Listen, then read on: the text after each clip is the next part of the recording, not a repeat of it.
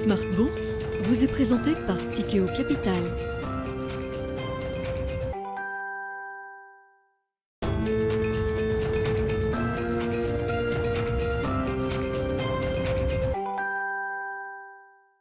C'est reparti pour Smart Bourse, votre double dose quotidienne de marché en direct sur Bismart. Chaque jour à la mi-journée, 12h30, 13h. Et en fin d'après-midi, la grande édition pendant une heure à partir de 17h en direct, rediffusée à 20h sur Bismart TV.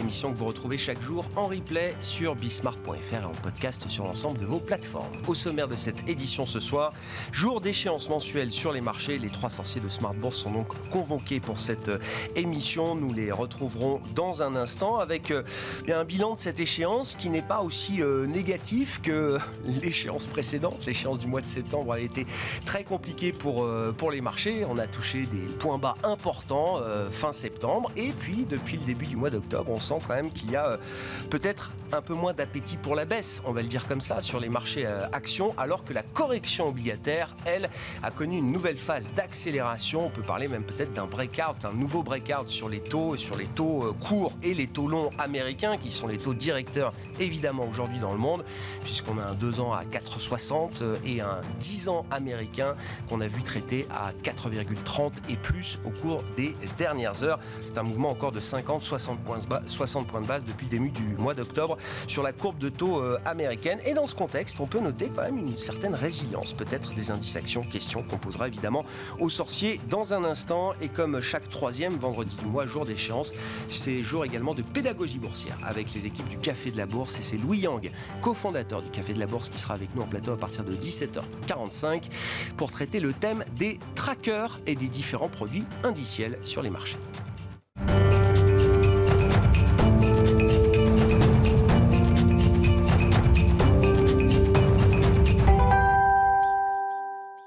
Mais d'abord, un point sur cette dernière séance de la semaine, les infos clés du jour sur les marchés avec Alix Nguyen, comme chaque soir à 17h. Alix, le CAC 40 va terminer cette semaine avec une note négative. On est en baisse d'un peu plus de 1% en cette fin de séance. La Bourse de Paris efface son rebond d'hier, mais réduit ses pertes. Elle fait toujours les frais de tension sur le marché des taux partout dans le monde. Le rendement des bons du Trésor américain évolue depuis le milieu de la semaine au-dessus des 4%, des niveaux qui n'avaient pas plus été atteints depuis 2008. En Europe, le taux français à 10 ans a passé le seuil des 3%, et ce pour la première fois depuis le printemps 2012. La détente provoquée par la démission de Liz Truss en milieu de journée hier aura été de courte durée. Si la livre sterling a légèrement rebondi, les taux souverains, y compris les gilts britanniques, sont vite repartis à la hausse. Et dans ce contexte macro-monétaire compliqué, le marché continue d'évaluer la qualité des modèles économiques des entreprises avec les chiffres d'activité qui sont publiés. L'Oréal et Kering sont lourdement sanctionnés. Au troisième trimestre, L'Oréal a fait état d'une croissance solide de son chiffre d'affaires, mais les clients de la marque semblent se reporter sur les produits de grande consommation. Cela représente un retournement alors que le pôle haut de gamme est entre autres pénalisé par les confinements en Chine. Kering recule aussi. Le groupe annonce une augmentation de son chiffre d'affaires supérieure aux attentes grâce au dynamisme de son activité en Europe. Mais la croissance des ventes de sa marque forte, Gucci, a été moins importante qu'attendue. À noter que plus globalement, la croissance des ventes du groupe est à la traîne par rapport à celle des concurrents. Et puis sur le marché américain, Snap est bel et bien devenu l'un des emblèmes de certaines exubérances de marché qu'on a pu connaître au cours des dernières années. Snap qui plonge à nouveau lourdement. Et au lendemain de comptes trimestriels pour le moins décevants, la maison mère de Snapchat accuse la plus faible croissance du chiffre d'affaires trimestriel de son histoire. Dans son sillage, Meta, Alphabet et Pinterest sont en net repli. Le secteur pèse très lourdement sur le Nasdaq. Même Twitter recule sur fond d'investigation potentielle des autorités américaines sur certains deals d'Elon Musk et de leur implication en termes de sécurité nationale. Tendance, mon ami, chaque soir à 17h avec Alix Nguyen dans Smart Bourse sur Bismart.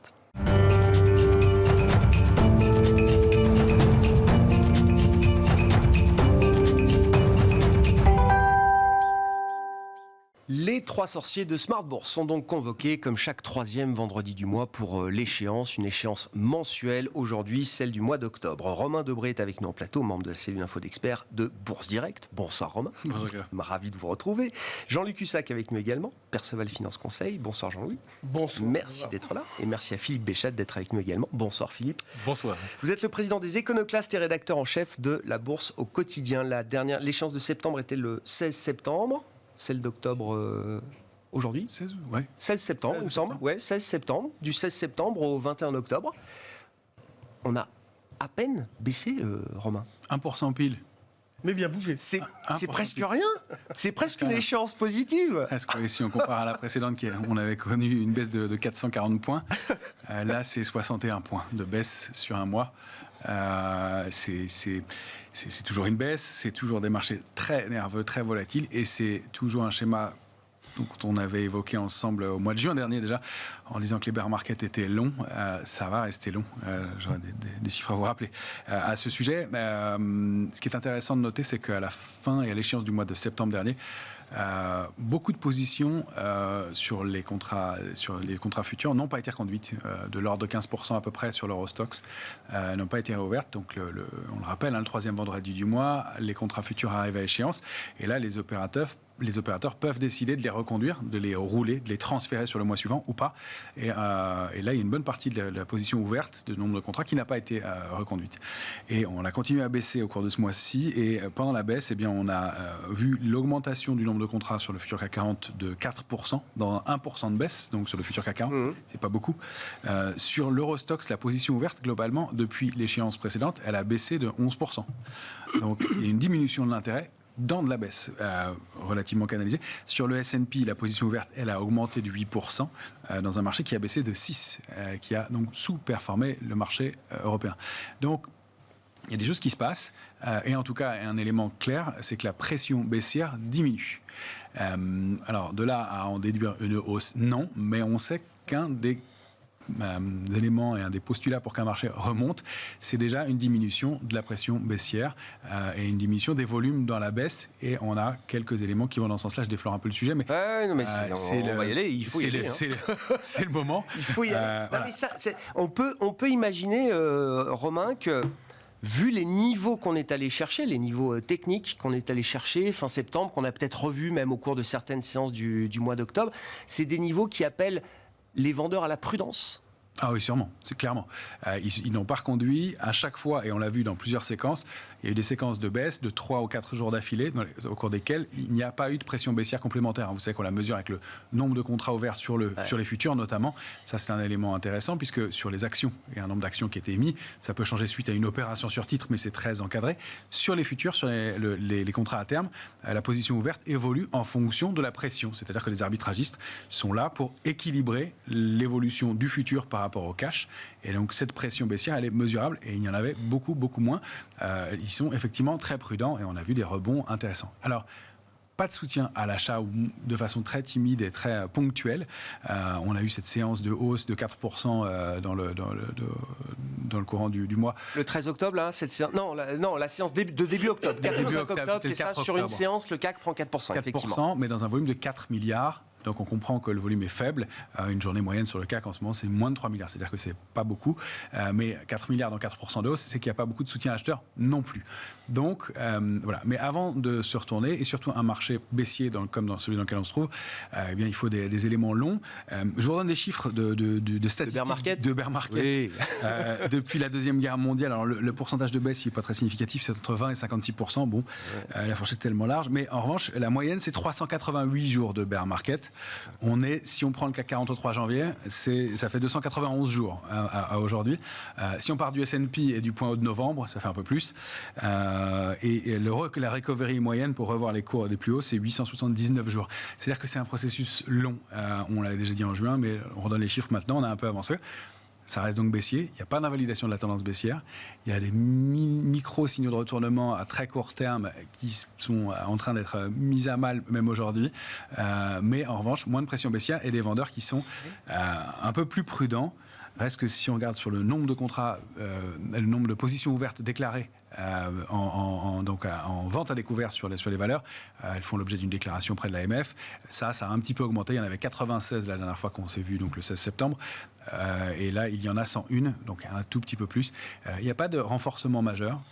Il n'y a pas de positions qui ont nettement augmenté. On peut même noter qu'il y a certains rachats de short. On a vu Orpea dans le courant de la semaine.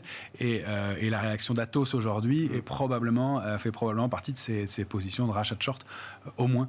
Donc, il y a même manifestement des vendeurs qui se montrent un peu plus prudents. Donc, on a vu Orpea prendre jusqu'à 40% sur une séance 45, il y a quelques jours, c'est ça. Ouais. Dans la séance est terminée à plus 15 finalement. Ouais.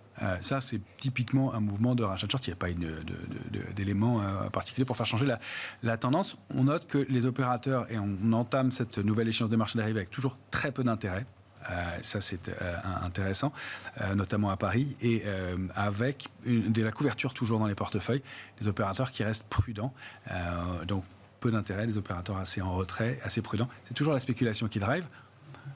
Pas dire qu'on ne va pas aller voir plus bas, mais pour l'instant, c'est en train de se stabiliser et la pression baissière diminue. Ça, c'est un élément important. C'est la première fois qu'on constate ça depuis janvier dernier. Au fur et à mesure du drawdown et de la longévité du bear market, effectivement, on a déjà consommé une partie quand même du bear market. L'histoire nous dira quand il s'arrêtera. Mais, probablement. Pour l'instant, on regarde des statistiques et des moyennes historiques. On a déjà avancé dans ce bear market, évidemment.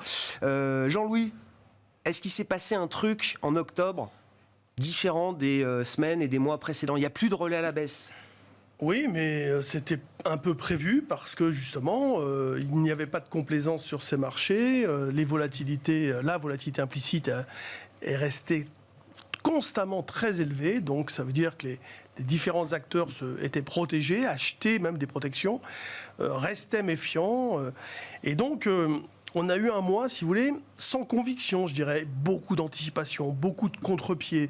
À la moindre étincelle sur les taux souverains.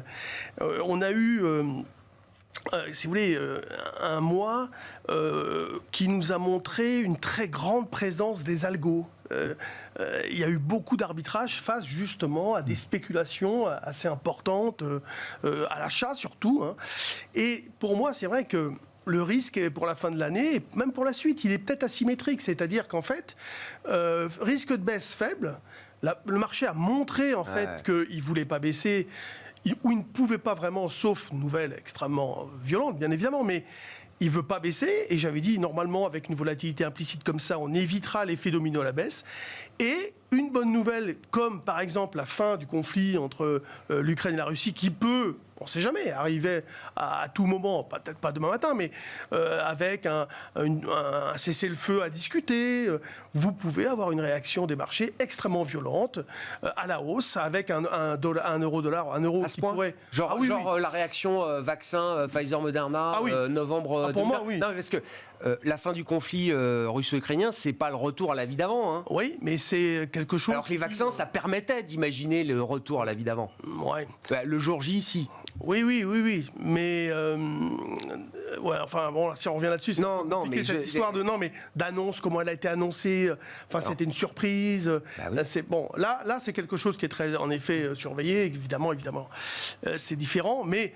Moi, je pense que sur un mouvement de reprise, oui, on peut faire 10%, entre 5 et 10%, pourquoi pas. En tout cas, il faut s'attendre à quelque chose de potentiellement positif, ce qui fait que, vous savez, un spéculateur qui joue avec un petit peu d'effet de levier, des hedge funds qui sont dans le mauvais sens, je peux vous dire qu'ils vont vite courir après le papier. Et il n'y a personne en face. Tu l'as dit à un moment donné, il n'y a personne. Pourquoi des volumes 4 milliards ? Il n'y a personne. Ce qui est spectaculaire, je trouve, en tout cas de mon point de vue et de la manière dont je regarde le marché, c'est que cette résilience des indices et des actions qu'on observe là au cours du mois d'octobre, elle vient quand même à un moment où on a une nouvelle accélération à la hausse des taux d'intérêt, qui reste quand même pour les investisseurs globaux, fondamentaux ou même hedge ou autres, qui reste quand même le sujet d'inquiétude. On a eu une volatilité extrême sur les taux, on prend 10 points de base tous les jours sur le 10 ans américain pour atteindre des niveaux qu'on n'imaginait même pas il y a encore un mois, et bien pourtant les marchés actions tiennent. Alors, quand il y a en effet un retour au calme, les marchés accélèrent à la hausse. Quand ça se tend sur les taux, les marchés rebaissent, mais moins qu'ils ont monté. Voilà. Hier, le Nasdaq perd même pas 1%, alors que le 10 ans américain passe 80. Exactement. 80%. Ce matin, il y avait une situation tendue. on était au bord de quelque chose de mauvais, éventuellement. Et puis, comme par hasard, on a eu des annonces, le marché a rebondi. Enfin, il y a toujours des trucs qui viennent de nulle part et qui permettent... C'est quoi les annonces? J'ai pas vu. C'est quoi les annonces? Il y a plusieurs annonces sur le fait qu'à partir de 2023, il y aurait une politique moins restrictive aux États-Unis, qu'on aurait atteint le bout du bout, etc. Oui. Bullard a fait un commentaire hier. Oui, enfin comme tous les jours, quoi. Ni plus ni moins aujourd'hui qu'hier ou qu'il y a une semaine. Bien sûr, non, mais pourquoi hier, quand il a parlé, ça n'a pas fait grand-chose, et aujourd'hui, il y a eu un article dans Wall Street Journal, je crois, ou je ne sais plus dans quel journal, qui a fait que on a fait une petite pointe à la hausse tout à l'heure. Après, il y a eu aussi Macron avec l'énergie, enfin bon, des petites choses comme ça qui viennent au bon moment prendre le marché à contre-pied. C'est ça qui est terrible. C'est-à-dire que vous avez, en l'absence d'intérêt, de conviction, de gérants, etc., des spéculateurs qui essayent de se voler entre eux, mais qui en même temps se prennent les pieds dans le tapis. Donc un risque asymétrique aujourd'hui. Ouais, je pense. Ouais. Philippe. Bon, alors, la petite anecdote qui explique que le marché se retourne miraculeusement, je n'y crois évidemment, mais pas une seule seconde. Vous avez un truc énorme comme l'inflation la semaine dernière, hein, c'est massif, c'était pas attendu, il n'y a pas de fait accompli, et puis d'un seul coup, on voit le VIX qui perd 5% en une heure. Bon. Le jour de la publication du CPI baisse, là, c'est ça? Je peux vous faire la démonstration pour pratiquement à chaque rebond. Donc c'est clair que les marchés sont pilotés par la manipulation du VIX. Alors par qui? On s'en doute un petit peu, hein, c'est les Sherpas de Wall Street. Je pense qu'ils n'agissent pas comme ça parce que ça leur prend. Je pense qu'ils ont quand même l'instruction d'enrayer la panique.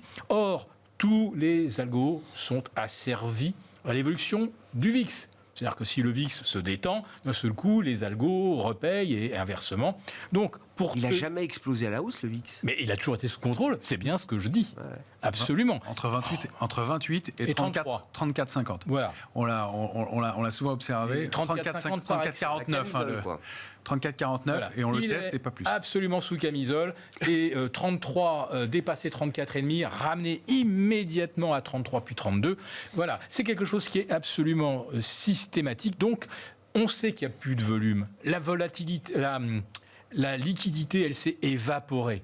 Et la volatilité augmente symétriquement. Plus les carnets d'ordre sont minces, voire inexistants, plus chaque mouvement se traduit par un panic selling, soit par un panic buying, un FOMO, et c'est parti. C'est cette raréfaction de la liquidité qui doit quand même nous interroger. Maintenant, en ce qui concerne la non-réaction des marchés à des taux qui, je suis en train de le regarder, se sont tendus de 150 points depuis mars dernier, quand le CAC était déjà à 6050. C'est-à-dire qu'avec des taux qui ont doublé tout simplement en France, hein, c'est purement et simplement doublé, le CAC est au même niveau. Bon, c'est absolument impossible. Vous ne pouvez pas tenir un portefeuille qui vous rapporte 2,25 face à des taux, des rendements sans risque qui sont passés de 3 à 4,60, 4,75. Il y a une rotation quand même au sein du CAC. Ce n'est pas les mêmes valeurs qui tiennent le CAC aujourd'hui qu'il y a un an. Tout ça. Ah oui, mais ça compte quand même. Là, franchement, c'est du réarrangement. Effectivement, on est obligé de garder de l'argent dans la poche action. On a des mandats à respecter. On est obligé de garder un certain pourcentage. Donc, qu'est-ce qu'on fait? Bah oui, à un moment, on va remettre du total et on va peut-être retirer maintenant du LVMH, enfin les fameux calls, hein, Kering, Hermès, L'Oréal et LVMH, parce qu'en Chine, c'est plus vraiment ça. On pourra toujours s'en expliquer tout à l'heure.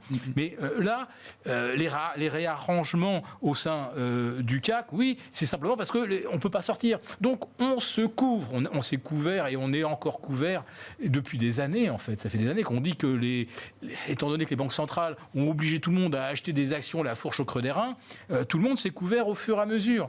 Mais j'ai l'impression, moi, d'assister un petit peu à ce qu'on a vu avec les subprimes en 2006-2007. Ça commence à mal tourner. Les gens se couvrent, CDS. On rajoute encore du subprime, encore plus de CDS. Et on était couvert par les CDS, bien sûr. Tout le monde en avait du CDS.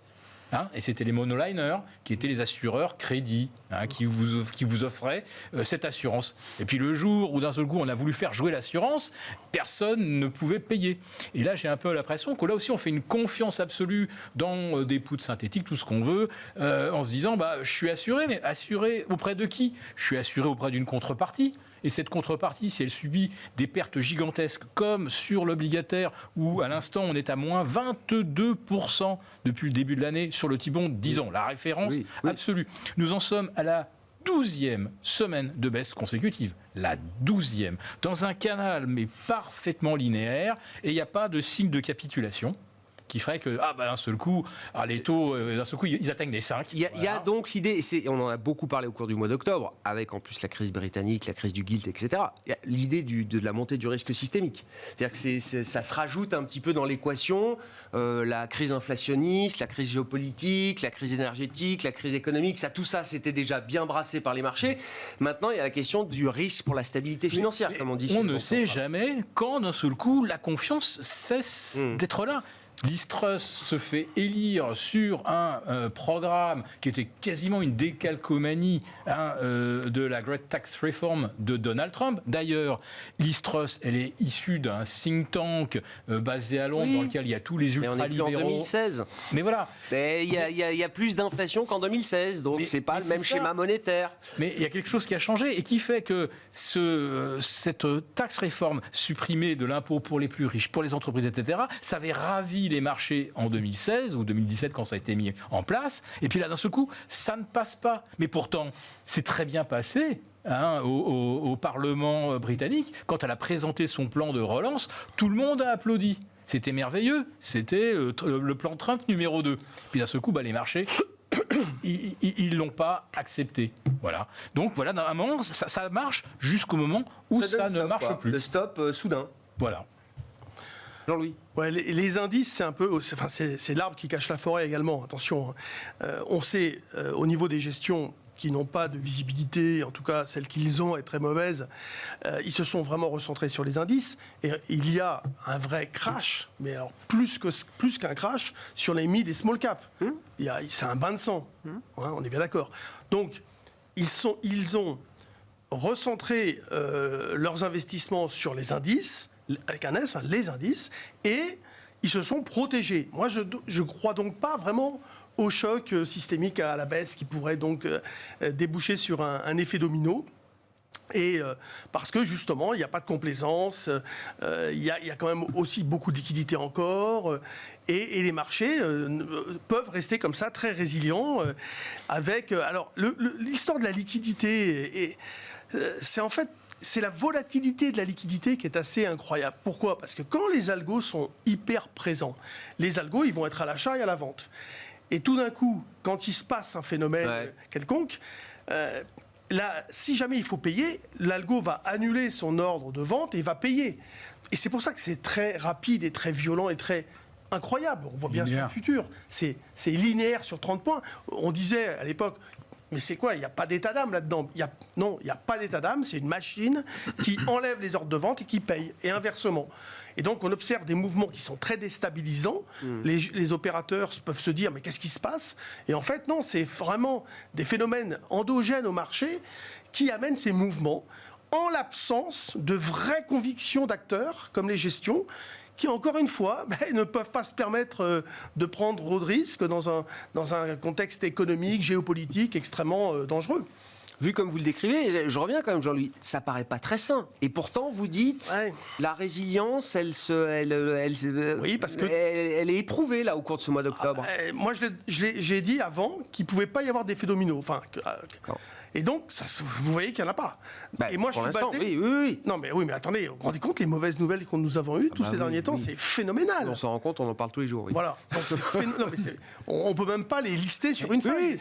C'est pourquoi je citais l'exemple des subprimes. Vous aviez des rues entières à Phoenix, à Las Vegas, à Sacramento, des rues entières qui étaient à vendre en foreclosure, mais tout le monde avait du subprime qui était bien noté AAA et qui était garanti par CDS. Oui, mais à l'époque, quand on disait... Il y avait de la mauvaise nouvelle.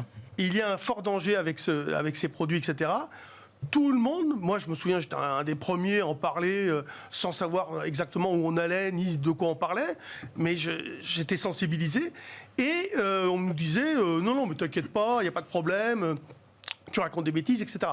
Alors qu'aujourd'hui, tout le monde a conscience des problèmes. On a un environnement d'acteurs qui est vraiment parfaitement lucide et qui ne se fait aucune illusion, alors qu'à l'époque, il y avait beaucoup d'espoir. Et là, il n'y en a pas. Là, il y a une hyper méfiance.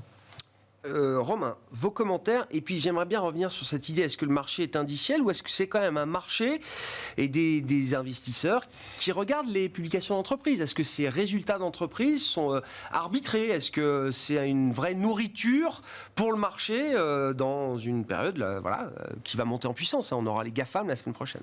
Alors, deux choses différentes. Effectivement, nous, on minimise la possibilité d'un risque de baisse dans l'immédiat. Maintenant, c'est un scénario qui existe encore parce qu'il n'y a pas d'invalidation de la tendance baissière et qu'on sait que les marchés ont vocation à faire perdurer leur tendance. Pour l'instant, il n'y a pas d'invalidation. Il y a un consensus de pessimisme, effectivement, qui est lourd. On a effectivement un cumul de mauvaises nouvelles et le marché reste relativement stable ou résilient. Maintenant, ce qui s'est produit ces derniers jours indique qu'on est allé quasiment chercher les cibles graphiques baissières. On avait indiqué 3004, 3005 la zone sur le S&P. On l'a effleuré, on n'est pas vraiment allé chercher les cibles baissières non plus. Sur le Nasdaq, même chose, on s'est arrêté avant, c'était autour de 10 040. On n'est pas allé chercher les cibles et on a rebondi. On est en train d'invalider les mouvements. Donc ça, c'est plutôt au chapitre des bonnes choses. Mais ça veut dire aussi que malheureusement, si on baisse, ce ne sera pas 4 ou 5% de plus, mais ce sera vraiment plus et au moins plus de 10% de plus.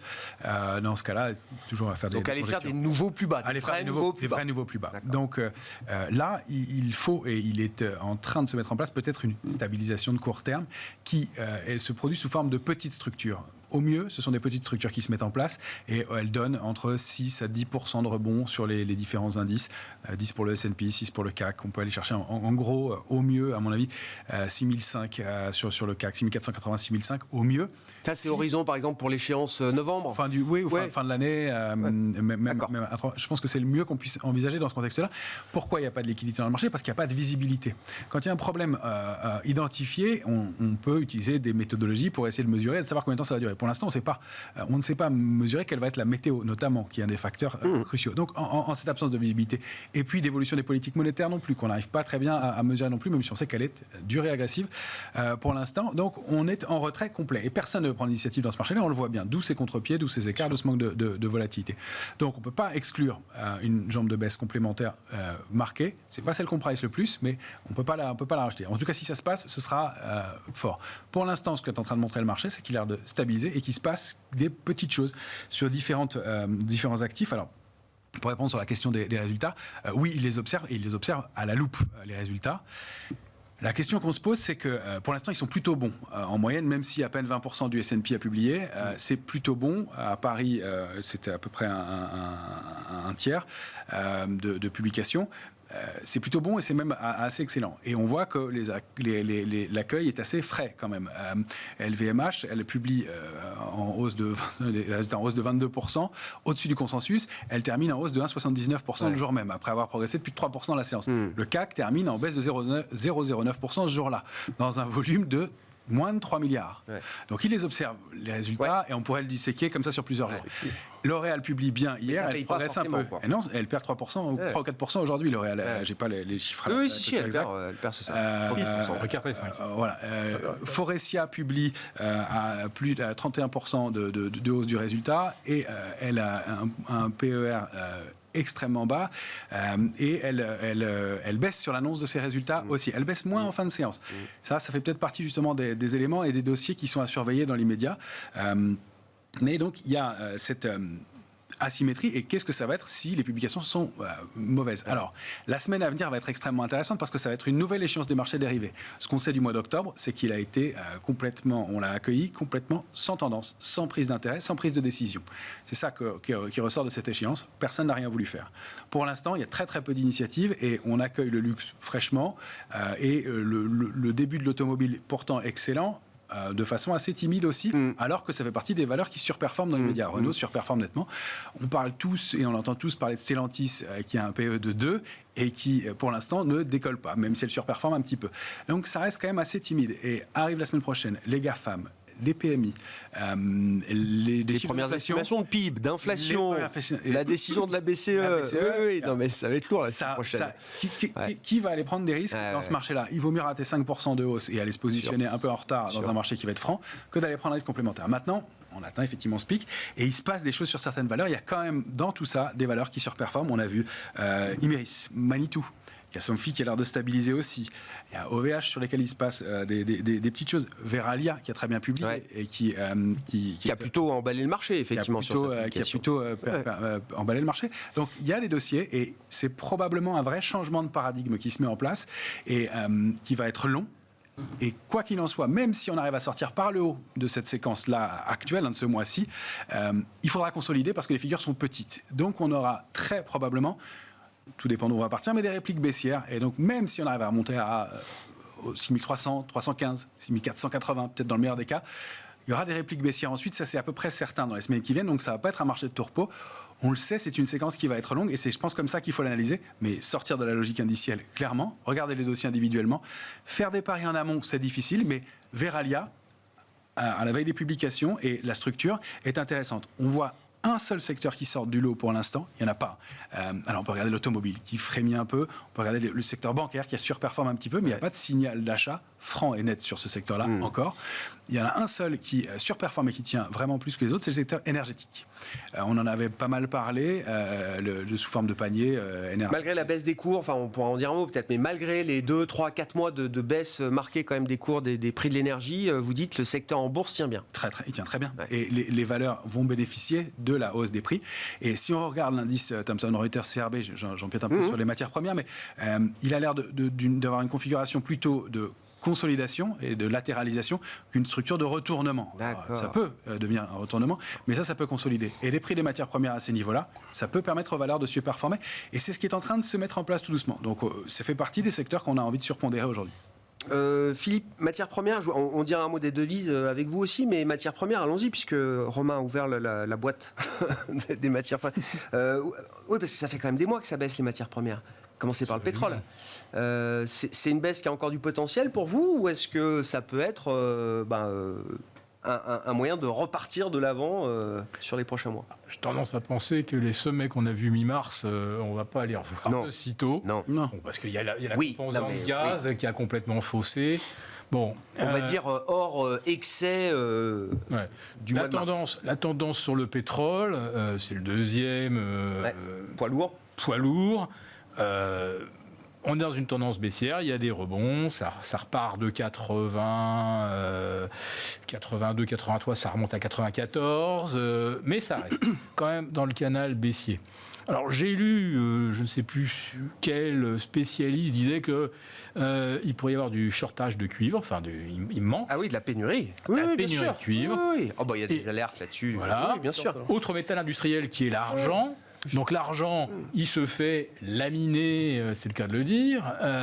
L'once à 18,40 $. Enfin, et puis quand vous cherchez de l'argent physique, il n'y en a pas.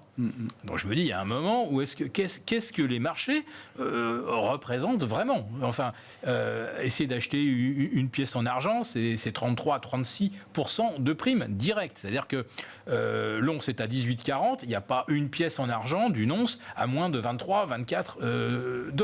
C'est hallucinant. Donc on voit bien que des marchés conçus à base de papier, de produits virtuels, il y a un moment, ils ne reflètent plus vraiment la réalité. Donc je me dis que là, il y a peut-être un moment où il risque d'y avoir un repricing, et puis alors d'une violence inouïe, puisque là, d'un seul coup, des gens vont se dire là, il faut que je prenne livraison du physique, là. Je vais exercer. Face à qui? Face à quoi? Ceux qui sont short et qui ont permis effectivement de descendre l'argent en dessous des 20 et de le ramener à 18, ceux-là, je ne sais pas où est-ce qu'ils vont aller trouver du stock. Ça peut être un gros squeeze alors. Ça peut être un squeeze. Je dis, c'est juste un scénario comme ça. Mais 18-24, c'est un gros niveau d'accumulation de long terme sur l'argent en plus. Oui, tout à fait. On voit parfaitement que se dessine peut-être un W et le W, on franchit la partie centrale à 22 et là, c'est parti. Donc, sur les matières premières, voilà. voilà, il y a des choses comme ça où j'ai quand même le sentiment qu'il y a de la manipulation de marché. D'ailleurs, j'ai vu qu'il y a encore un trader, je ne sais pas si c'est JP Morgan qui s'est fait condamner pour manipulation des cours de l'or. Enfin, ça n'arrête pas toutes les semaines. Ça se passe pas sans qu'on ait quelqu'un qui soit inculpé pour manipulation. Donc, quand on manipule les marchés, c'est qu'on veut juste leur faire l'inverse de ce qu'ils ont envie de faire, parce que ça n'arrange pas certains intérêts qui sont peut-être pas positionnés dans le bon sens. Voilà, c'est un petit peu mon observation. Après, il va falloir regarder aussi le coût de production de l'acier plat, de l'aluminium. Les hauts fourneaux allemands sont pratiquement tous à l'arrêt. Et disons que depuis 20 ans, depuis les années Schröder, on est parti sur l'idée que l'énergie au gaz baisserait tendanciellement, presque éternellement, et on a calculé des niveaux de rentabilité avec des hypothèses qui ne sont pas tenables et qui, là aujourd'hui, on ne voit pas comment même le gaz pourrait revenir seulement à 2 fois son coût d'avant le boycott du gaz russe. Même revenir à seulement 2 fois le prix du gaz d'avant, je pense que c'est très très compliqué à envisager. Donc, est-ce que le marché a pricé tout ça ? Je continue de penser que non. Bon. En tout cas, il est toujours dans une dynamique baissière, donc il est toujours en train de pricer quand même des mauvaises nouvelles, le marché. Mais je dis, j'en reviens à mon exemple des subprimes, tout le monde se pense couvert, donc tout le monde pense qu'il n'arrivera à rien. Qu'est-ce qui peut se passer sur le yen 151 ? Dollar yen 151. Dollar yuan offshore à plus de 7,27. Ouais, ben oui. Oui, non, mais ça va très vite là aussi. Le yen, c'est vertical. C'est vertical, et là, avec l'assentiment de la Banque centrale, qui d'un seul coup maintenant a l'air de réaliser que les choses sont en train un petit peu de lui échapper. Je sais pas, il y a 3 semaines, ils intervenaient, et puis là maintenant, ils disent. Ce matin aussi. Ah oui, aussi. Ils disent encore qu'ils vont intervenir. Mais là, on est effectivement. Alors, et ce qui est marrant, c'est que le niveau des emprunts à 10 ans japonais, les JYG, les JGB, oui. Voilà, ils sont à des niveaux, historiquement, c'est du jamais vu. Et là, on se dit, est-ce que la Banque centrale peut reprendre le contrôle ? Alors tout le monde se dit... Ils sont contenus normalement à 0,25, 25 points de base, c'est ça ? Voilà. Ouais. Mais on se dit, alors, soit la Banque centrale essaie d'enrayer la dégringolade du yen, et à ce moment-là, il remonte les taux. Et c'est penser à tous ceux qui sont... vendeurs de yens, vous savez, emprunteurs à zéro au Japon, vendeurs de yens, et qui bien sûr font le fameux carry trade. Je vends du yen pour acheter des actifs en dollars rémunérés 4,75. Bon, si d'un seul coup, du jour au lendemain, le yen se met à remonter, c'est littéralement explosif. Donc c'est une mauvaise solution. Mais si la Banque centrale du Japon ne fait rien, c'est aussi une mauvaise solution, parce que là, à un moment, la pâte de dentifrice inflationniste, elle va finir par sortir du tube, au Japon aussi. 3%. Et ils auront du mal. 3% d'inflation au Japon, marqué ce matin. Bon. C'est déjà le plus haut niveau d'inflation depuis 1991. Oui. Voilà. Oui. Donc, et c'est pareil, en juin 2021, on disait, tiens, l'inflation atteint 1,7, on tend vers 2%, tout va bien.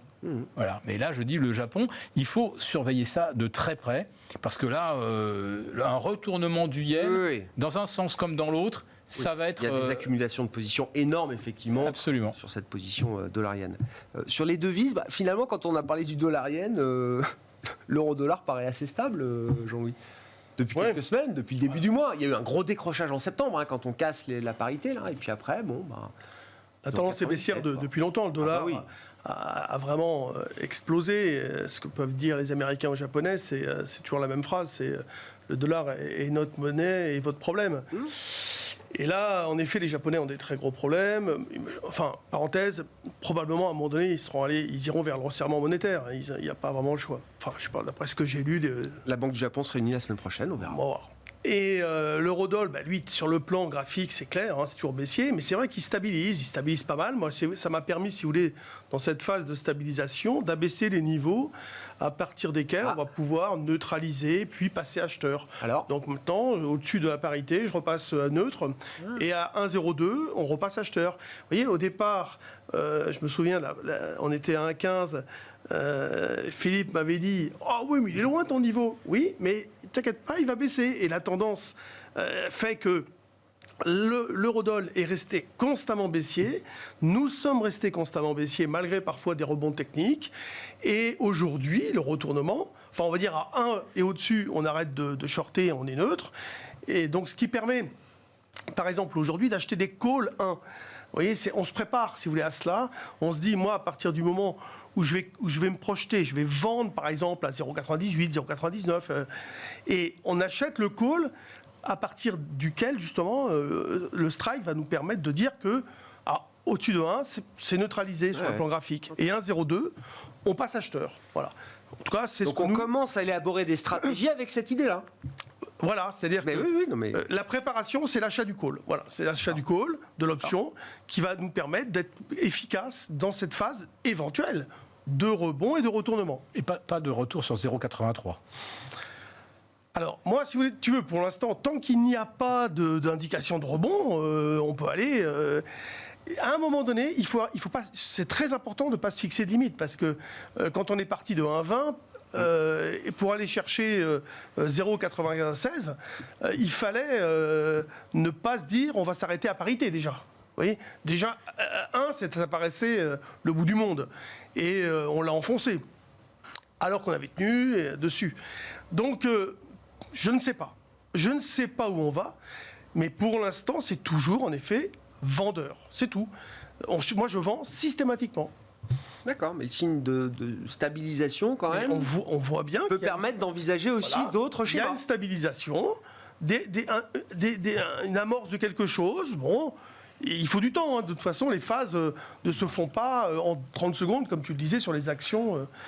ou sur les indices tout à l'heure, je suis plus sûr. Je suis entièrement d'accord avec et sur l'euro-dollar, il n'y a pas de signal d'invalidation immédiat, on peut le penser. On est dans une zone de trading range qui, pour une fois, dont on n'a pas été chercher la borne basse, c'est 0,9430 environ. On s'est arrêté au-dessus, on est toujours sous 0,9910 et je suis parfaitement d'accord avec toi sur les niveaux d'invalidation. On est dans un canal baissier, il est bien identifié par le marché, il a été travaillé, testé et au moins c'est très propre et ça permettrait d'envisager l'invalidation. Une précision quant aux matières premières, je pense que c'est comme le reste du marché, il va falloir regarder individuellement les matières premières. D'où cette idée de consolidation, de latéralisation. Mais avec ces niveaux de matières premières, les valeurs liées vont bénéficier longtemps et pouvoir produire longtemps et bénéficier de ce pricing power. Donc c'est ça qui fait penser qu'il y a des éléments qui se mettent en place.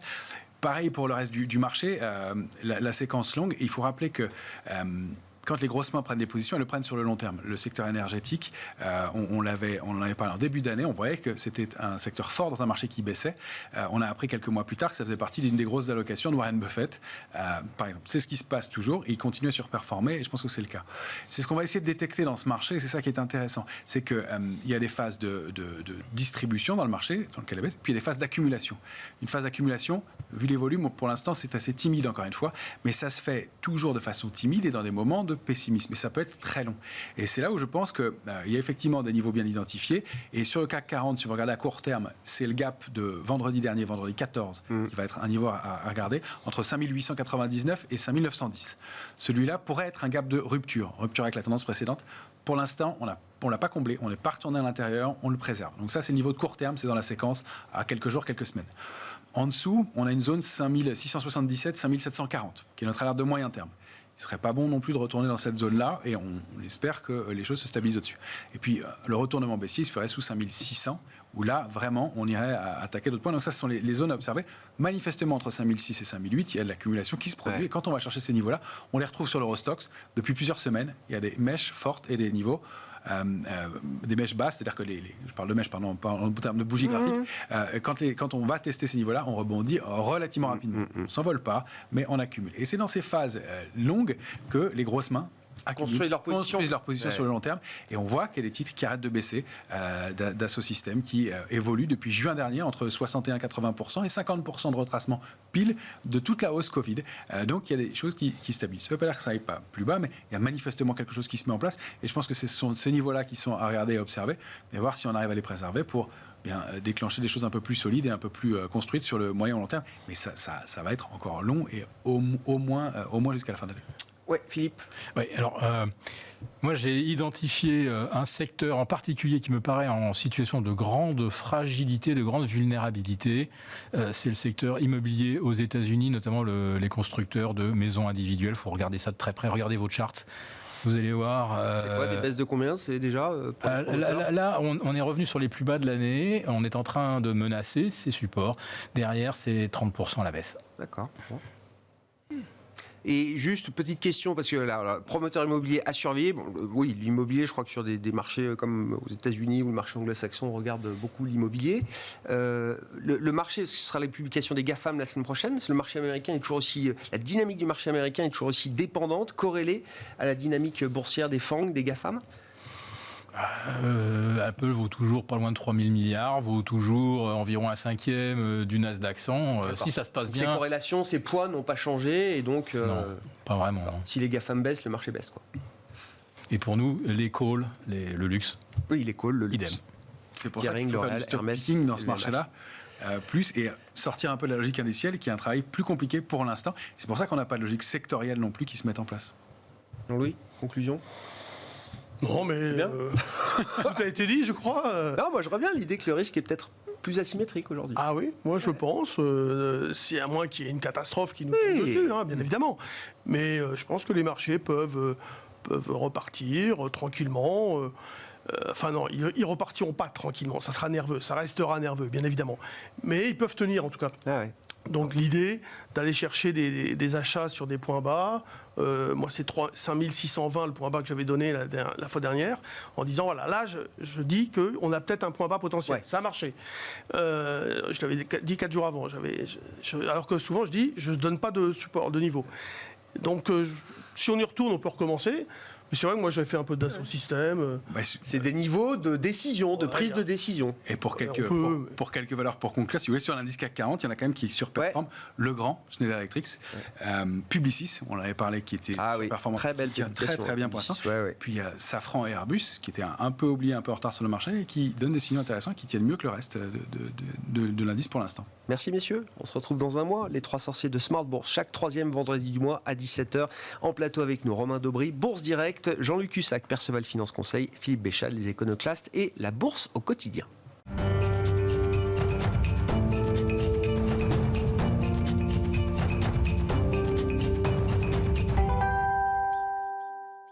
Le 3e vendredi du mois dans le dernier quart d'heure de Smart Bourse. Le soir, après les 3 sorciers, c'est notre rendez-vous avec le Café de la Bourse pour un thème et un peu de pédagogie boursière. Et c'est Louis Yang qui est avec nous ce soir en plateau, cofondateur du Café de la Bourse. Bonsoir Louis. Bonsoir Grégoire. Merci beaucoup d'être avec nous. On vous retrouve une fois par mois pour décrypter effectivement une situation boursière, évoquer des techniques d'investissement également.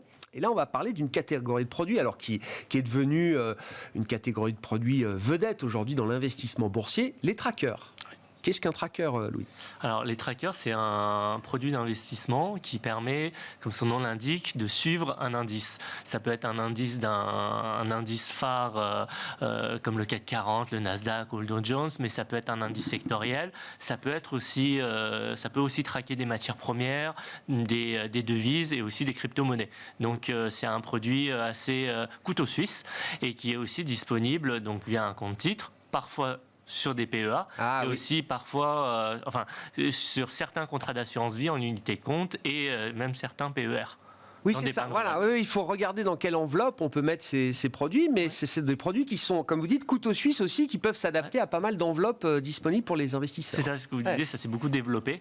Donc c'est plus uniquement du compte titre. Quoi. Voilà, c'est ça. Je dis pas de bêtises, oui, parce qu'il y a 10 ans, quand on en parlait en France, c'était encore des produits qu'on prenait pas forcément très très bien. C'était déjà des produits très populaires dans le monde anglo-saxon.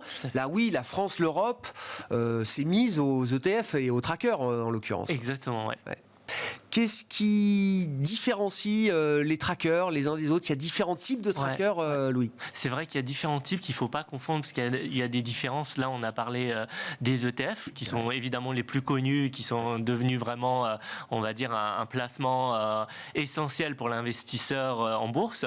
Mais en fait, les ETF, c'est une sous-catégorie des ETP, donc des Exchange Traded Products. Ouais. Et au sein de ces ETP, en fait, on a des ETC, on a des ETN et des ETF. Alors juste, juste ETP, donc c'est le nom générique en fait, c'est les produits indiciels. Tout à fait. Exchange Traded Products. Exactement. Et dans cette famille des produits indiciels, donc allez-y, on va... Alors les ETF les plus connus, c'est les fonds. Ça c'est important. Bien sûr. Je vais expliquer juste après, mais c'est des fonds. Et après, les ETN, c'est notes. Et le C, ça veut dire plusieurs choses. À la base, c'était currency, donc des devises.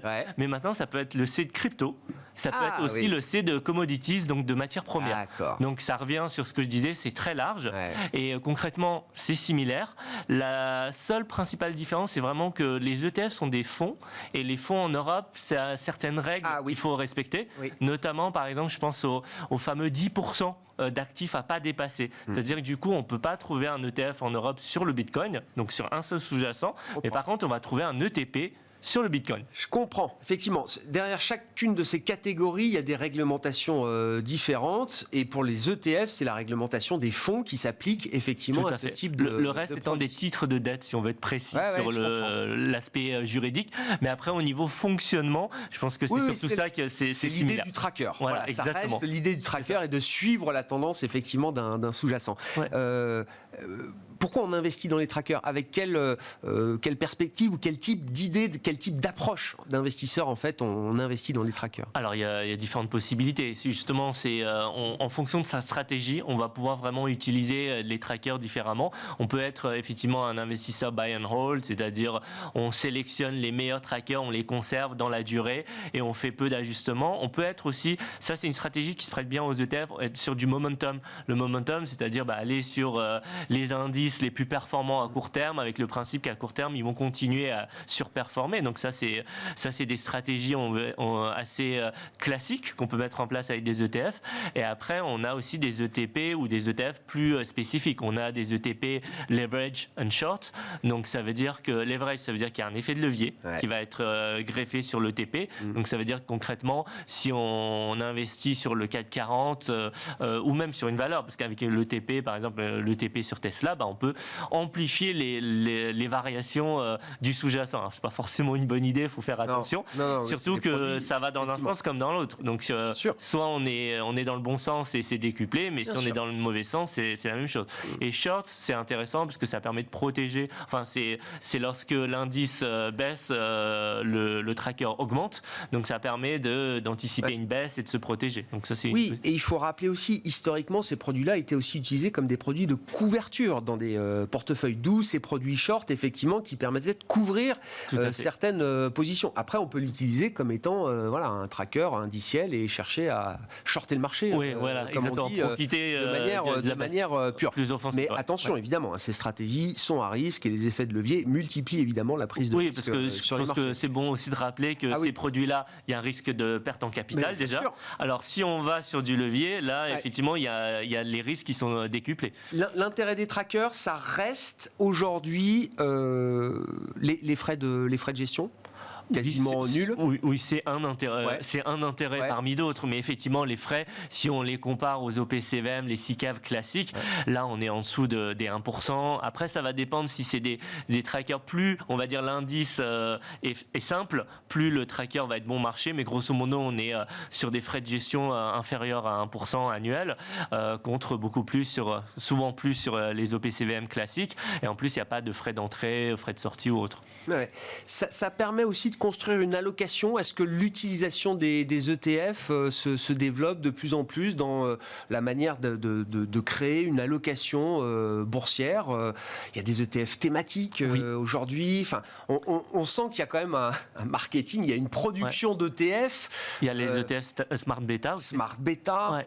Alors, on trouve des choses et d'ailleurs qui sont des produits de moins en moins passifs entre guillemets, qui sont de plus en plus actifs, ou en tout cas de plus en plus de conviction d'une certaine. Tout à fait. En fait, l'intérêt, c'est des indices très spécialisés sur une thématique d'investissement, que ce soit par exemple lié aux critères ESG, lié à une thématique, un secteur en particulier, ou les fameux Smart Beta, où là, on va vraiment avoir des indices faits sur mesure. Par exemple, on a envie d'investir sur le CAC 40, mais on n'a pas envie d'avoir une telle pondération du luxe, et donc on peut avoir du coup un tracker sur le CAC 40 équipondéré pondéré, donc ça veut dire que chaque valeur vaut autant qu'une autre, donc ça c'est une chose.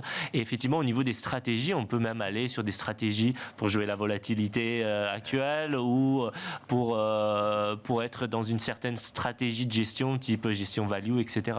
Ah ouais, donc oui, on peut équipondérer, donc ça c'est valable pour le luxe à Paris, c'est valable pour les GAFAM aussi, Voilà, par exemple, sur le marché, exactement. qui vont publier, qui ont toujours un poids démentiel dans l'indice, et quand on veut justement ne pas s'exposer à ce poids et à ce risque, C'est ça. on peut mettre la même pondération pour tout le monde. Tout à fait. Et en même temps, si on veut vraiment miser sur les GAFAM uniquement, il y a des ETP oui, c'est GAFAM où là, contrairement à l'ETF qui doit être plus diversifié, l'ETP permet d'aller juste sur les GAFAM et rien d'autre. Ouais. Comment on investit dans les trackers? Alors vous avez dit il y a différentes enveloppes, effectivement, mais c'est des produits qui sont émis par des banques, des sociétés spécialisées. Oui, ce sont des produits qui sont cotés. Donc ça se traite comme une action en bourse. C'est l'avantage, c'est-à-dire que on peut les traiter pendant les heures d'ouverture de la bourse comme une action. On passe à un ordre d'achat et de vente. Et du coup, l'autre intérêt, évidemment, c'est que du coup, on peut utiliser tous les types d'ordres. On peut mettre en place des ordres stop loss, des ordres take profit sur ces trackers-là qui se traitent comme une action. Et puis, alors, vous avez fait référence aux cryptos, effectivement, qui s'invite aussi dans ce monde de la gestion indicielle.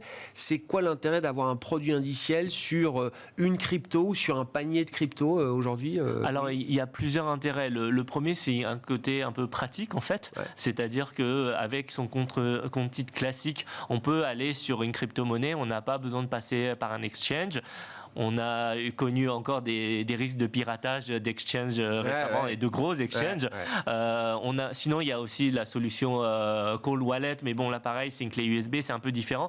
Donc pour quelqu'un qui s'intéresse aux crypto-monnaies, mais qui veut tout conserver au même endroit, il y a un intérêt d'utiliser un ETP. Oui. Un ETP, oui, effectivement. Ça, c'est le terme générique pour définir les produits indiciels.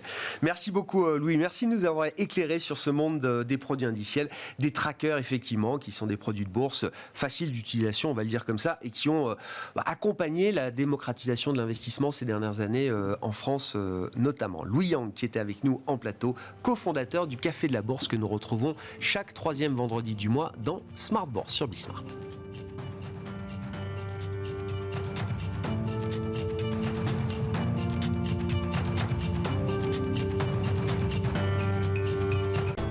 Smart Bourse vous a été présenté par Tikeo Capital.